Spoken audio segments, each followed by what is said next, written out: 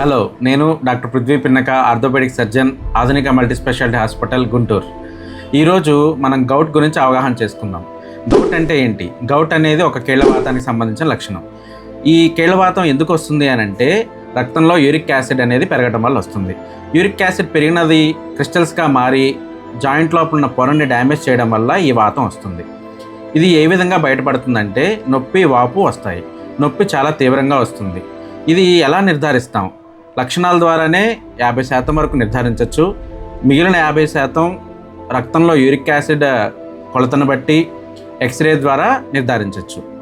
దీనికి వైద్యం లేదా? ఖచ్చితంగా ఉంది. కొన్ని ఆహార పదార్థాలు అనగా మద్యం, మాంసం ఎక్కువగా తీసుకునేవారు దాన్ని తగ్గించుకుంటే సరిపోతుంది. మరియు ఆ యూరిక్ యాసిడ్ అనేది శరీరం నుంచి బయటకు వెళ్ళడానికి కొన్ని మందులు ఉంటాయి. మరింత సమాచారం కోసం సంప్రదించండి డాక్టర్ పృథ్వీ, ఆధునిక multi speciality hospital, Guntur. Thank you.